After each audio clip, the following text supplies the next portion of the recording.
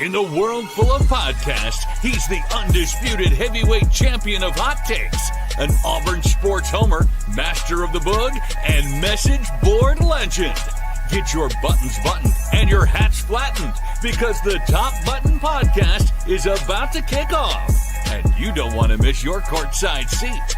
Now, here's your host, Charlie Five.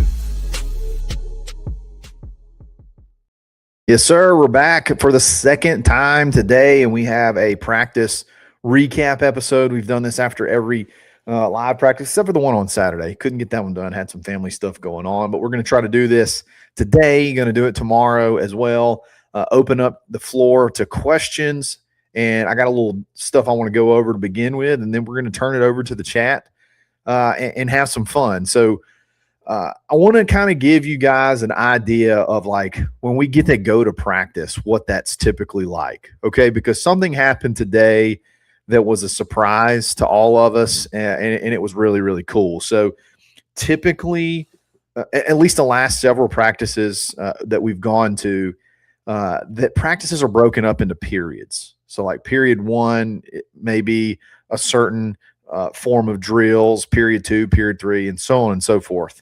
Typically, we've only gotten the first three periods. It's good stuff. You get to see some really good individual drills, and you get to get an idea of like where the pecking order is as far as some of the players go and positions go, and that's what we've been sharing mostly.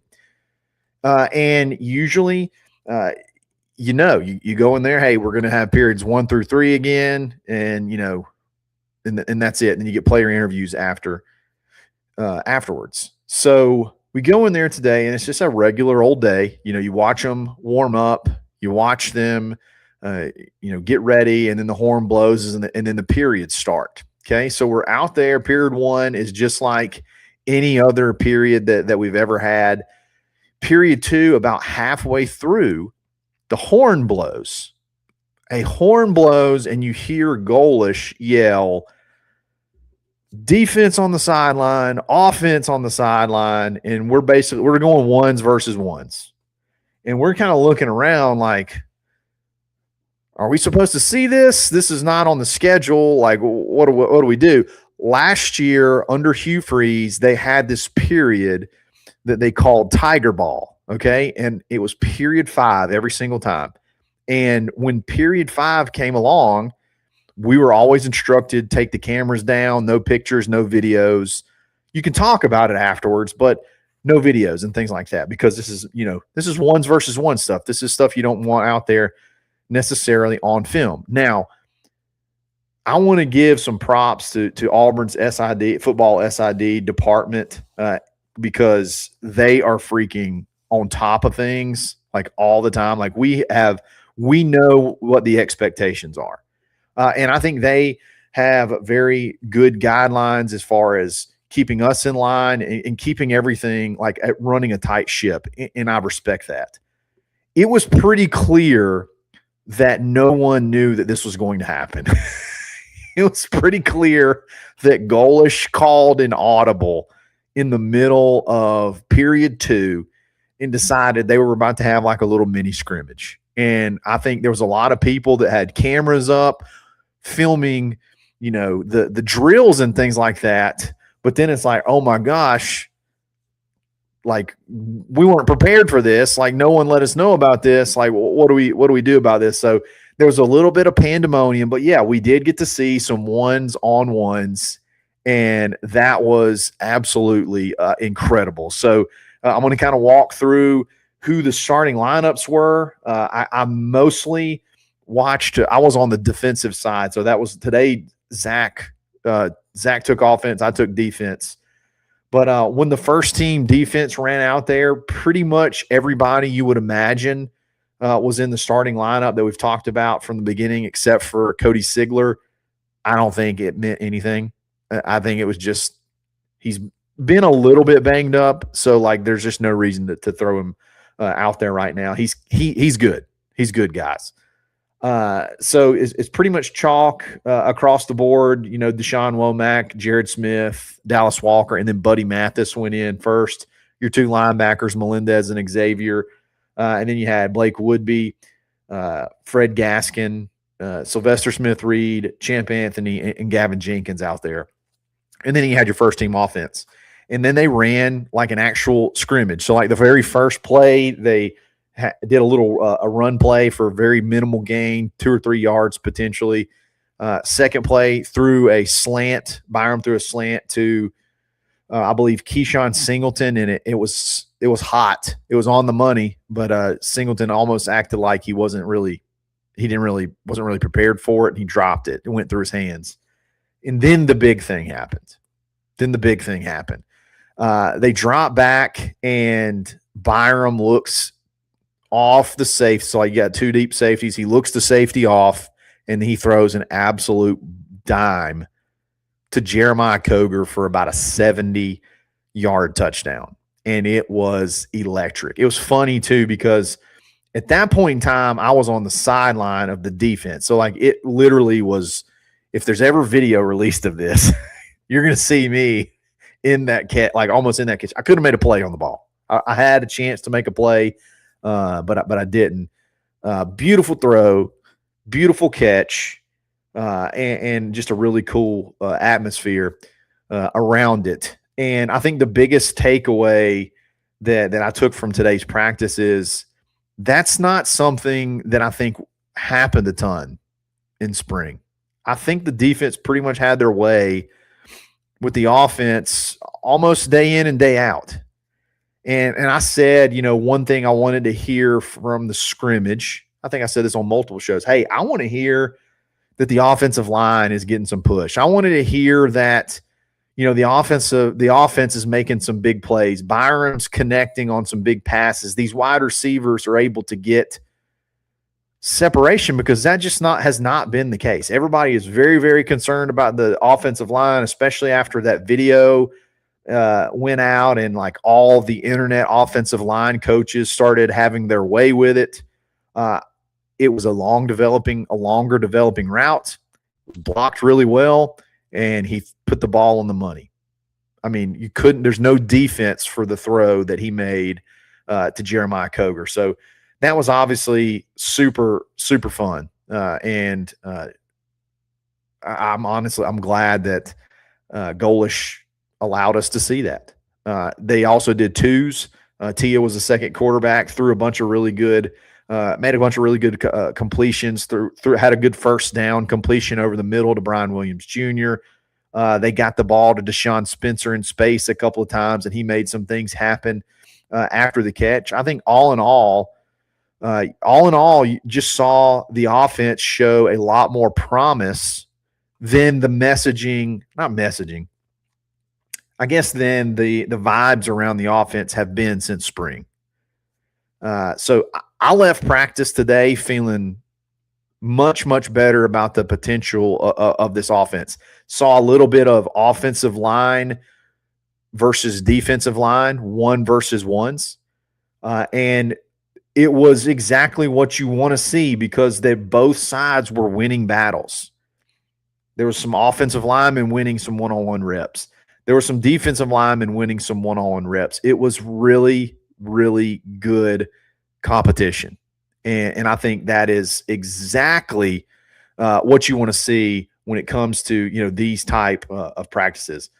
Let's see what all we had. We saw Bryson Washington get a couple of carries. None of the running backs really broke out. Like, there wasn't like a really big, long run. The most explosive play was obviously the touchdown, but there were some other really good passes to move the chains, which I thought were nice to see. Durkin was not happy with the touchdown. And it's funny because of all of the AL.com articles out talking about how soft, in quotation marks, Auburn is for staying at a spa. DJ Durkin let the defense know, and he called them soft. He's like, I can't believe y'all just gave up a 70-yard touchdown. We're so soft, like that kind of thing, which is incredible. Matthew Smith said he heard Sigler didn't lose a rep in 1s versus 1s. Yeah, I would say of everybody, like there was a lot of back and forth except for Cody Sigler. He's a mauler. He lives in the backfield. he is a matchup nightmare along the defensive line. So absolutely, he did not. I didn't see him lose a rep. 10-time champ says at least our coach isn't allegedly telling the defense to take it easy on our transfer quarterback this year. Love this coaching staff. No, not only were they not taking it easy on him, they heard about it from their defensive coaches. Tim Banks was not happy with the secondary. Durkin was obviously not happy with the pass rush and what he got out of his linebacker crew, because he definitely let him have it. That's really good to hear. This offense, man, if they can score on this defense, there's not many that I don't think they can't score on. So that's obviously really good stuff. I'm going to hit up some questions, so definitely y'all get these in, and I will make sure to try to get to as many as we can, and we can go as long as we want. How did the running backs look in pass protection? I don't remember any sacks, so that's good from a pass protection standpoint.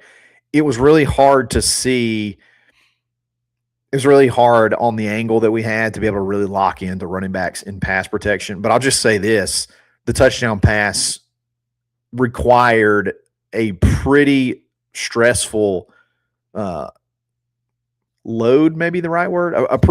It put the offensive line in a stressful position, and they held their own. So was there a running back involved with that? I don't know. The only running back pass blocking stuff I think I shared on was on Saturday, and we talked about it on a couple of the lives, but I think Omar is very, very solid in pass protection, and that's going to help him continue to make waves and sort of make his way onto the field. Barn Booster said, what happened today that would concern you if you saw it again tomorrow? Man, that's a good question. I would say if they're continuing to light the defense up down the field, I don't think that's the case. I would say, okay, maybe we got something that we need to look at, but I don't know, man. Today was sort of one of those practices where it just felt like you saw a lot of the things that you would like to see. You saw both sides kind of have their wins and both sides kind of have their losses. So that's really good. What's the thoughts on the offensive line? I mean, I'm telling you, I feel exponentially better about the offensive line leaving practice today than maybe I have since I've been going to practice, especially with the new staff since spring. I thought they did a really good job. I mean, you can't say much more about an offensive line when you can protect and score a big touchdown down the field. You're doing a pretty good job. And if you can get some first downs with the second team and you're winning some of those one-on-one battles. Jacob Strand was in at left guard today. That's been, Derek Plaz territory. Jacob Strand has been getting a lot of praise. And it's like, I think they're just trying to find where he can get on the field the easiest because he's a good player. I mean, this guy had starting reps, in Division I, Power 5 football. So he's obviously got some talent. He just was injured all spring. And now that he's full speed, I mean, he's played a little backup left tackle. Now he's, running with the ones at starting guard. I just think there's enough there for this team to be good with the right guidance and development. I think there's enough there. I don't think you got to have a bunch of first-round picks. You just got to have a good scheme, a good culture, and those guys that are ready to work and get after it. And I think Auburn has those. So there's still some time to see how this thing develops, but I left today feeling exponentially better. Kyle, I need to know who are the top 3 hulking super teens, sophomore and younger only. Got it. Well, Elijah Melendez is got to be up at the top. He's a sophomore. He's bulked up big time. He looks super impressive. Corey Wells is a monster. He didn't play much today, or he didn't play any today. He's still kind of rehabbing from an injury, but he's a monster. He's huge. I mean, he's 6'6" and over 300 pounds. Like, he's really big, true freshman. His brother looks really good from a physicality standpoint. Jacquez Wilkes is super impressive. Yeah, let's just go with those for right now. How does Simmons and Rammel look? So they both were great in the period that we saw. Rammel got dinged up a little bit right there towards the end and had to come off. I think he's fine. I think there's some pictures floating around of him on a bike or a stationary bike. I don't think there's anything to be concerned about. I saw Simmons do 2 reps back to back against I think it was Jared Smith. It's either Jared Smith or Deshaun Womack. I can't quite remember. And he won one and lost one, which is like exactly what you want to, exactly what you want. But I think they're going to be fine if they can stay healthy. I think they're going to be fine. What was the route Koger ran, and was it a contested catch? It was a straight go, like off the line. He beat Blake Woodby off the line. Blake was in his hip pocket, but the throw was so perfect. The throw was so perfect that there was no way he could have defended it, even if he was, he was there. There was no way he could defend it. It was perfect. Like, there's just not a defense for the perfect throw, and that was the perfect throw. So he beat Blake Woodby, and then Blake tried to make a play on the ball and, obviously didn't because the throw was perfect, and then he couldn't secure the tackle, and Koger was gone after that. So straight go route, little shake off the line, and dropped it in a bucket. Let's see here. Does it look like Byram has a more succinct throwing motion to you this fall camp? Guys, the throwing motion is exactly the same. There's nothing that's changed about his throwing motion. There's nothing that's going to change about his throwing motion. Like, that is what it is at this point. All I can tell you is this: the ball gets there in a hurry. The ball is spinning, and he seems dialed. He's very, very accurate. Haven't seen him miss a ton. Haven't seen him miss a ton really at all camp. Matthew Smith, did Strand play better than Plaz in your opinion? I don't know that I can answer that. Like, I think they're clearly Strand is in there for a reason, so he must have be playing a little bit better. But like, from what we've seen, it's hard to really tell a difference between the two. I just think Strand is just working, man. It doesn't necessarily have to mean a bad thing for Derek Plaz. You just got guys coming on. So I can't say from what I've seen, one is necessarily better than the other, but Strand was in there, I believe, when they scored the big touchdown. Who had a quietly important today that nobody is going to put in a fall camp headline? Boy, that's tough. Let me think about that.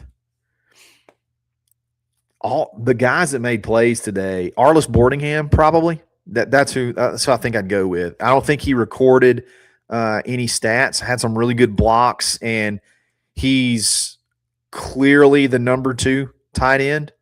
And I think he did some good things. I think he did some good things that are going to go a long way towards him getting on the field. So I think I'd go with him. Outside of that one big play, how did Byram look good? He looked great. Looks great to me. When they're throwing against air, he's pretty much on the money. Again, the ball comes out really, really nice. It ain't wobbly. It's not sailing. It's also nose down a lot of times too, which, sometimes quarterbacks can have some weird spin and the ball just floats. It's driving spiral. He just looks like he has total command. And I think the people around him can feel that too. Let's see here. Skinner is at right guard. He got the wrong end of Cody Sigler multiple times. But yeah, he is at right guard. Anyone stepping up at the edge position? Yeah, I mean it's definitely Jared Smith's room. I know you're going to say, well, how'd they score a touchdown then? There's got to be some give and take. It kind of goes back to if just because the offense scores does not mean necessarily that the defense is got issues or the pass rush has issues. I know they do need that guy to be. They need that franchise guy to kind of emerge. And from everything we see and hear, Jared Smith is, on pace to potentially be that guy. Let's see. Let's keep going.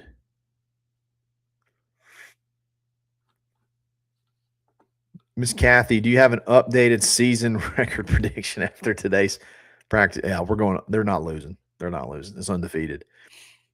Now, I think I'm still around. I think I'm still around 8-4. I think that's definitely on the table. Pat says any place today where Byram could have broke off a long run, but it got blown dead. No, because they scored so fast. They scored in 3 plays, so that was pretty much it. And then they kind of went to second team after that. But I think it clearly,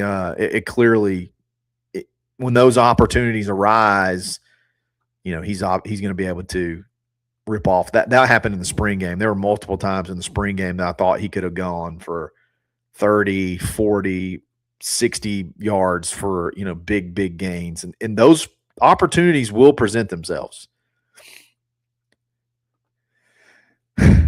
This could be fun. Hire, fire, buyout. DeBoer, Oates, Brian Harsin, go. Okay. Let's see. I would hire Nate Oates, even though he's a scumbag. I think I'd fire DeBoer and I'd still buy out Brian Harsin. How about that? Is that a good one? Let me know what you think about. Let me know your thoughts on that. I don't like hiring Nate Oates, but if I got to hire one out of that, I think that's what I would have gone with. I'm going to try to go through some of these green names and get some questions. Can the Baylor game get here soon enough? I wish we were playing them tomorrow. Felt like today was a really, really good practice.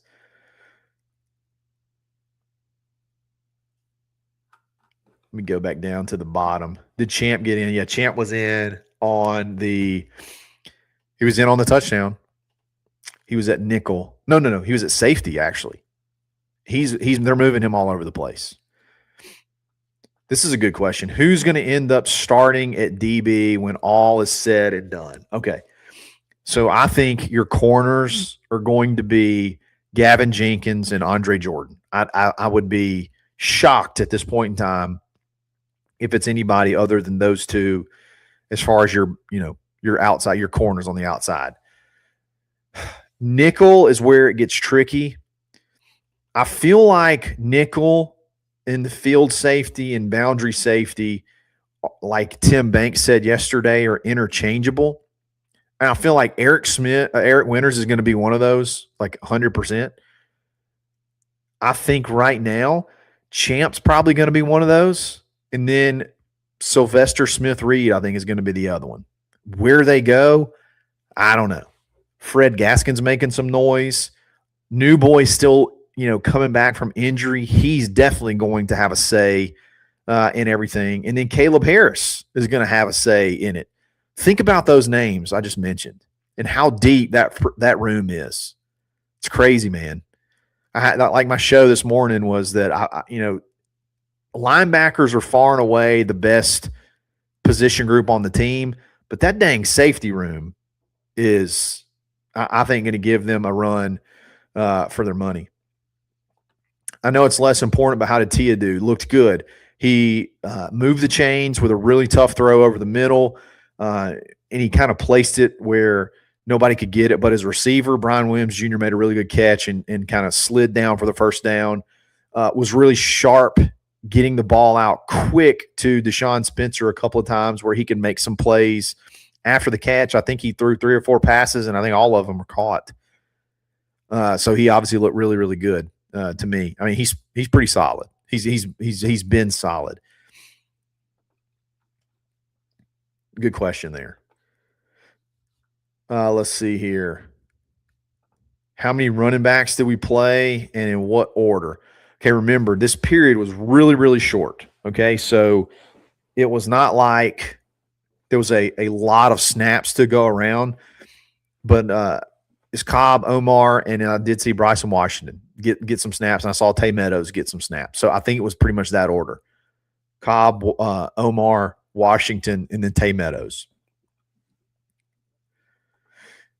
Kale Ellis absolutely needs to start somewhere on the offensive line. He was second team center when they went in, but he's good, man. He's good.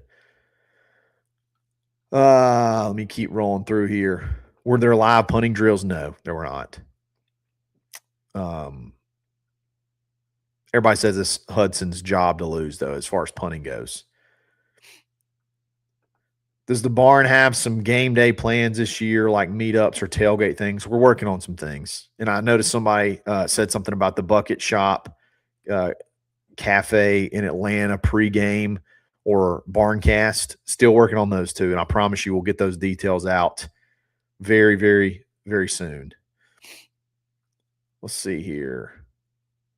I see people reacting to me saying, hire Oates. I mean, you got to hire an Oates out of those guys, right? He's had the most success. He's had the most success of any of those. Let's see here. Is Womack a top tier in the SEC in your eyes? Right now, I would say no, but only because you haven't really had a chance to prove it yet. But he looks really good out there. He has all the potential to be, but I'll just say right now, probably not. Let's see. Let's keep rolling. I see people asking about Alvin. I just didn't see him do much today.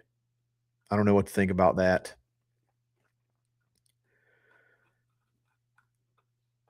Kale had one bad game against Kentucky. He was solid the other games. Why are fans down on him? I don't think people are down on him, are they? Didn't somebody just say he needed to start somewhere? He's all SEC freshman last year. I think he's a good player. I think he's going to be a great player. I remember Dirk was rotating a lot of players last year to gain experience, which I like. Do you think he stays on that path this year? I agree. I think so. And I think it's because he's got so many toys to play with, particularly in that secondary.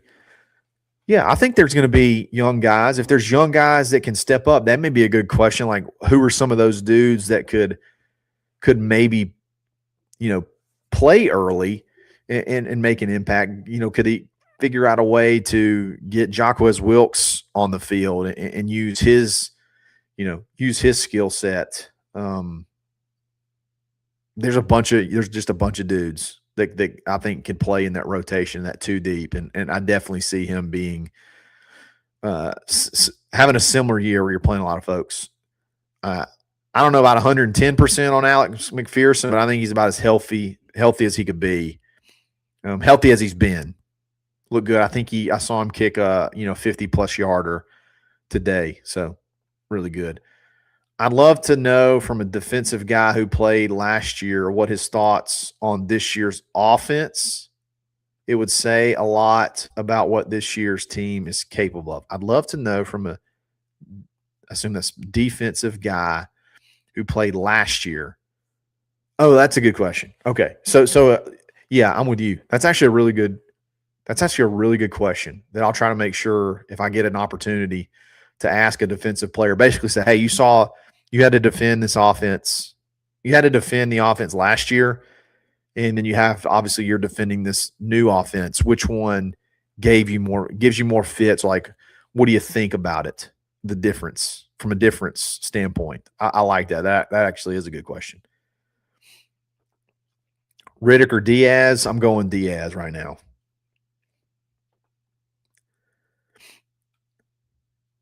Let's see here. This is a good question. Who's going to be our return specialist?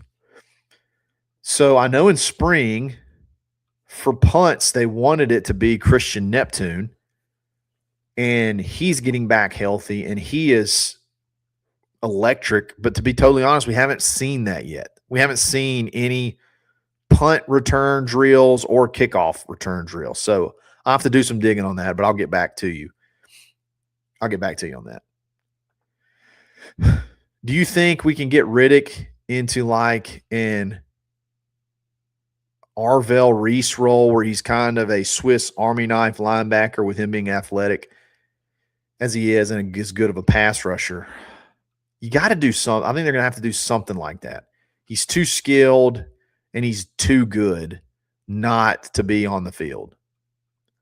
So I know he played that role where it was just like get him on the field and, just go get the quarterback his freshman year.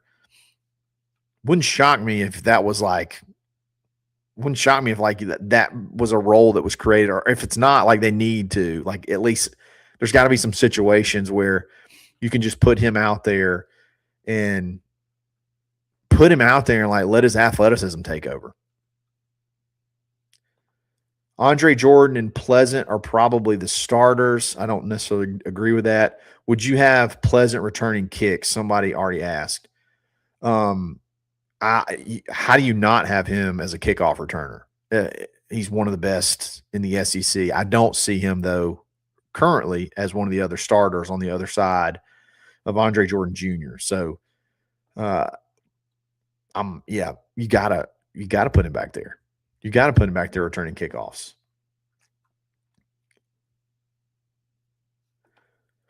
What are we hiring for? Recruiting coordinator. It was this is good. This is good. What are we hiring for? This is back to the hire, fire, and buyout thing. The recruiting coordinator hire is Harsin. The running game coordinator is DeBoer, and the ethics coordinator is Oates. That's hilarious. Because obviously Harsin did not recruit. DeBoer can't run the ball, and Nate Oates has questionable ethics at best.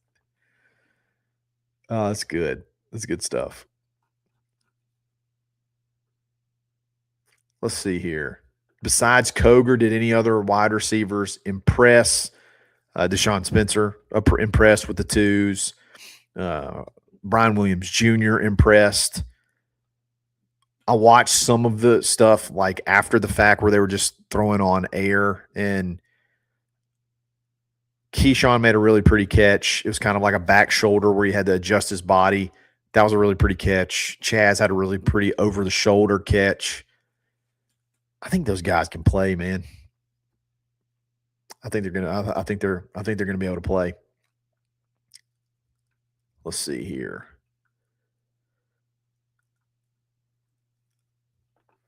Riddick reminds me of Robinson Threezy. I know that name hasn't been said in years. It's an interesting comparison. Threezy's quite a bit smaller than Riddick, but it is similar that Threezy was an athlete. He could be exposed at times, but he was an athlete that just seemed to have a knack for getting to the football. So I can get, if that's what you mean by that, I think I can definitely see that comparison. What do you think the Alabama media machine would post as far as a headline from today's practice? Oh, it would have to be something about, DJ Durkin's defense being terrible. No surprise. Durkin blows his second chance, gives up big play at Auburn practice. Something like that. That was a great Village Vice episode, by the way. If y'all aren't paying attention to that, it's fantastic. Let's see. Good comp for Riddick is Harold Perkins Jr. Maybe, but that's the kind of role I'm talking about. Like, it's just see ball, go get ball kind of thing. Who do I have starting opposite of Dre? Gavin Jenkins right now. There's no question about it. Gavin Jenkins. Number 21. Remember it. Sounds like no superstars at wide receiver. Just solid contributors. I mean, they call Chaz an NFL receiver. So, do with that whatever you will. With whatever. You probably don't have that guy that's, probably don't have that first round draft pick type guy, that Jeremiah Smith or Cam Coleman, but just a bunch of solid, like you said, a bunch of solid dudes that work together as a unit and not a bunch of individuals and can make things happen. Are we as soft as people say we are? We're so soft, dude. It's ridiculous. It's ridiculous how soft this team is. Does this year seem more intense from years past to you? Without a doubt.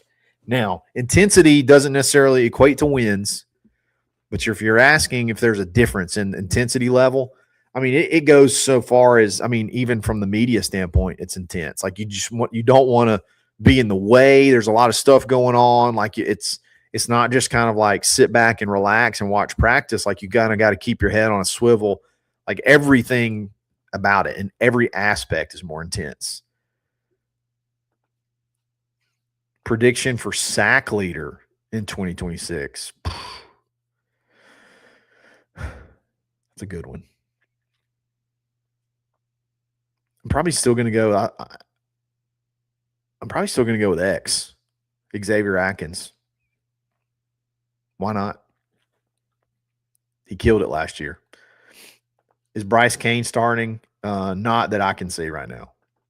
I think you're starting slot guys. Really depends on where they put Chaz at the beginning of a game, because he could play slot, or he'd be your starting slot or your starting outside left wide receiver, depending on where he's lined up. So after that, it's Spencer and it's Neptune. And those two guys, I feel like, are pretty far ahead of Cain at the moment. That's what I see anyway. Let's see. Let's keep going. Who do you think will be the interception leader? So let's think about where do interceptions typically come from. Probably not going to be an outside wide receiver. I mean, an outside defensive back like a corner. So probably it's going to be a safety. So who's going to be like your lurker back there that's going to make plays? I'm going to say one guy that I feel like is never going to come off the field is Eric Winters. So I'm going to say Eric Winters. He'll probably have 3 or 4. That's what I'm going to say. Is this in this offense, the tight end doesn't really catch passes, but can you tell any difference in blocking and scheme? Difference from what? Difference from like last year's offense? I think it'd be pretty similar from a run blocking perspective. I think the formations and stuff like that will look a lot like that from the standpoint of like tight ends in the run game. They split them out a little bit. Really big help on screens and stuff like that to get quick passes to those guys in space. Soft is the new hard, says Kathy. That's good. I don't think this has to be a bad thing, Reverend. Like no superstars. Like you may not have that guy that's going to be, like I said, may not be a first round pick, but that does, like, there's a lot of guys that beat a lot of folks, a lot of offenses that beat a lot of folks without having a bunch of superstars out there.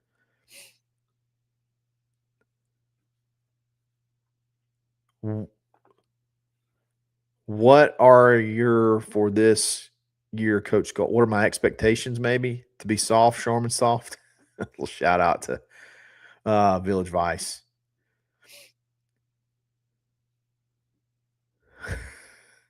Who would you rather sit next to on a plane, Daniel Denny or Cam Stewart? So I know who Cam Stewart is.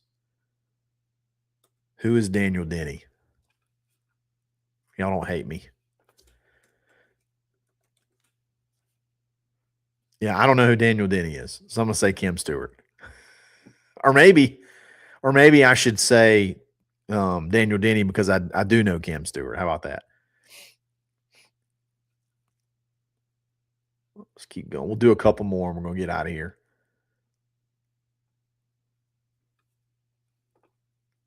Do we know if that fourth quarter segment they did in spring is still going on? Do you mean the Iron Bowl period where they play the Dixieland Delight? If that's what you mean, it's absolutely still going on because we see periods 1, 2, and 3, and I think period 4 is the Iron Bowl period, and we heard the music come on as we're walking off the practice facility. So yeah, it's definitely still going on. How many game winners does Alex kick this year? I'm going to say at least one.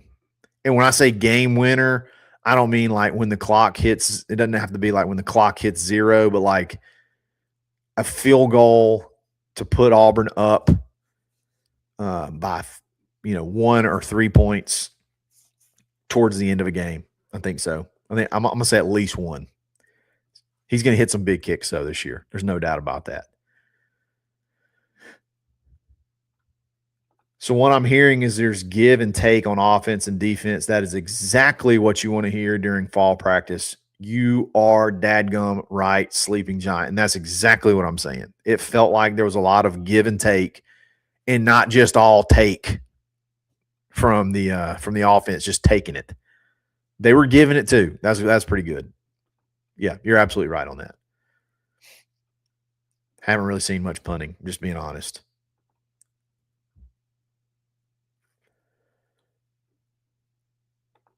Auburn DC flips out after DB tries to make a tackle knowing they're too soft for stuff like that. That's a good headline. So should I have Casagrande on my show? Hit me up in the chat. He's kind of made it known that he may want to come, kind of clear the air a little bit. What do y'all think about that? Could that be fun?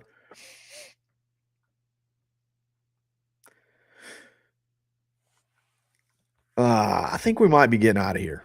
We're going to be – Daniel Denny is a very negative Auburn fan that trolls these YouTube videos. Okay. Is he in here right now? I haven't seen him. Yeah, live Casagrande and Kyle Rush debate. That would be funny. What will be the headline for that? What will be the title for that show if he comes on? Now, he's been pretty pro Auburn this whole fall, and he's been pretty pro Goalish. I got to give him that. What would be the headline if he comes on a show? That would be funny. All-time Spa Tiger team: Botox Jackson, Cam Newton, Ronnie Browlift, and Anders Carlskin. Only if I bring up the elevator story and get his take, I'll definitely do that.